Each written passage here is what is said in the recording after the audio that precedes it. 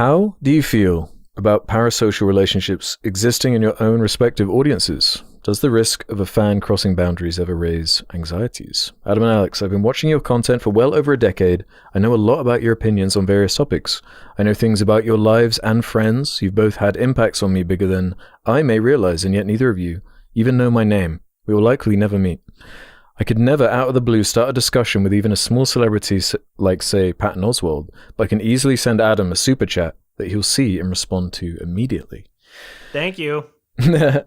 Yeah, this is an interesting thing. And it's something I think about when I meet people in person, and there is like a catch up you've almost got to play where it's like, oh man, you know all this stuff about me. I got to like catch up quick on you. I'm like, oh, what's your story? Like, how do we get here?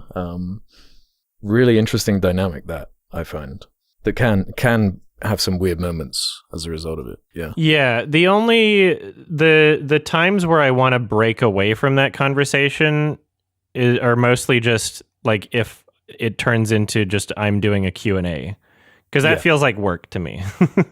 Like I'll do that like on a stream or something. Yeah, I hear you. If I'm in an environment where I'm not on my stream and I'm not making a video and I'm not making content, there's conversations that can be had, but I would just prefer it not to be like, what's your favorite movie? Like that type of stuff. Like, oh, did you saw that? And I'm like, okay, like these things I'm talking about every other day of my life. And so when I'm taking a break, I would just rather not have that. So I'm, fans, say hi. I'll take a picture if you want to chat a bit or whatever, but just, learn the cues. And if it looks like I'm already in the middle of a conversation with somebody else, then just keep it brief or something, because I'll want to go back to that. I think just keeping it brief is a good rule for the most part in general.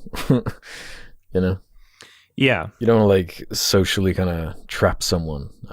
Yeah. And like, obviously the people that are doing that don't necessarily realize they're doing it. There's a variety of different people and different social skills, and so it's like you don't harbor any ill will towards those people, but just it's better to get the word out, I guess, so to speak, just to not ideally not have as many of those, I guess. But I mean, the overwhelming majority of fan interactions I have are very positive. So. Yeah, same. I don't think I've ever had any particularly bad ones outside of one or two. And even then, it's not bad. It's just, some social cues being missed, or... Yeah. It's just wrong place, wrong time type thing. Yeah, and also, here's a fun thing that I don't think a lot of people consider. There are some days where you just feel so socially drained. And like, to the person that might see me or interact with me, that's probably maybe the only time they're ever going to see me. So I understand the want and, the feeling of need to like have some kind of moment or interaction with that.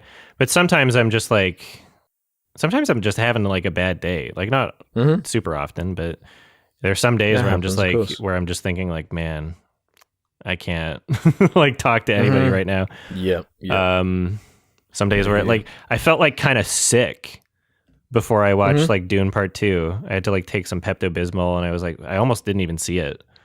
I like Scoot was driving me to the theater, and I was like, just turn around, I'll just go back home. And then I changed my mind, and we turned it back around again. I was like, I'm going to tough it out. It was like the like super special fan advance screening. I was like, I won't be able to see it again for a week, and my boyfriend won't be in town, and he wants to see it with me. I'm like, okay, I wound up seeing it. And so I was like so fucking out of it. And somebody at the theater said hi and like asked for a photo and everything. And in my mind, I was just like, oh my God, I'm so like, I didn't hate the person, and I didn't hate the way that they interacted with me. It was very positive. But in my mind, I was just like, oh man, I'm probably not coming off as like, you're not your best. Yeah. Very personable. They probably think I'm an asshole.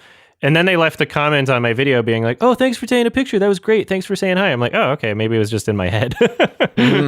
Yeah, probably was. Yeah. Just overthinking it. Yeah. But yeah, sometimes the internal perspective can kind of just like overshadow and like throw a lens on everything you're experiencing. Yeah. I'm like, I'm normally not an asshole. Yeah, with I guess in terms of like parasocial relationships, like they exist, and I'm trying to, navigate what the boundaries are and not overstep my boundaries and not do anything like inappropriate.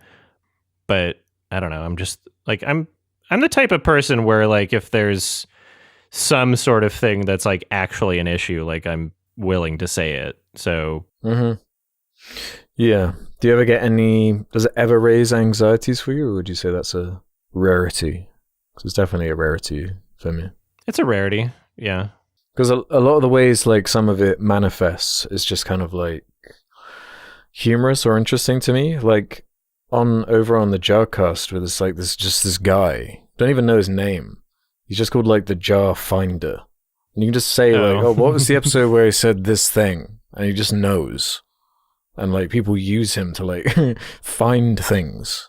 It's like, well, yeah, clearly there's like a level of like dedication there that's crazy. Yeah.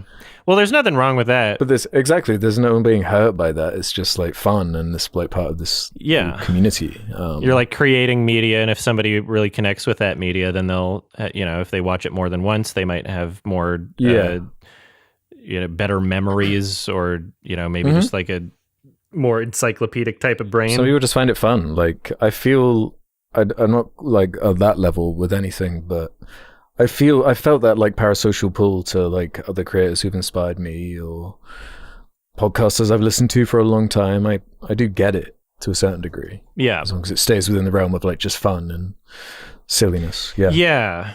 And so I guess with myself, like I'm in a different position where like I have a lot of interactions with people that I've only ever met online and then a meeting in person. Yeah. And you get used to it after a while, in the sense of like, you're able to just like have a normal conversation with a person. Like I'm a big fan of like RM Brown's YouTube channel. He's a lot smaller, but I met him when I went to South by Southwest, and it was like we just hung out. I think most people, especially people with like much larger audiences, like actual celebrities and directors and actors and stuff, like it's pretty clear to me, like most people, if you interact with them at all, they want to be treated like just any other person. They don't want to be, constantly in this like having to perform or having to like be on for somebody. And that's a feeling that someone can have if they feel like it's more of like a fan interaction versus, just being, if you say hi or something to someone that has, super famous. They just, it's better if you treat them like it's not a big deal, which I know is very difficult because there's a lot of like, to people that have never met anyone with any level of like fame or whatever. Oops, sorry, that's my phone. Sorry. That have never met anyone with any level of fame or whatever. There's this weird, human beings have this thing in our brains where like, if we're not exposed to something firsthand and we like are aware that it's a thing, and we treat these like celebrities in a weird way, and we put them like on social pedestals, and like all these concepts of like ideas of like fame and like social climbing or like association, or like people will have like panic attacks in their head of like, fuck, am I going to say the wrong thing? Like a lot of the interactions that I have are people like apologizing in the sense that where they're like, oh, I'm sorry if I'm being awkward. I'm like, no, it's no big deal.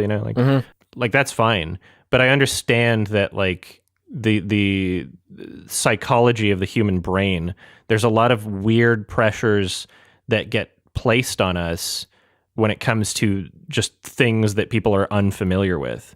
It's the same thing in our brains that like makes the fucking majority of the population just like absolutely psychotic over things like sex, because it's just generally hidden from society, right? And so people have all these weird fucking like insecurities and like traumas and And there's that great line in the first Men in Black of all things, where it says something like, individuals are smart, people are stupid.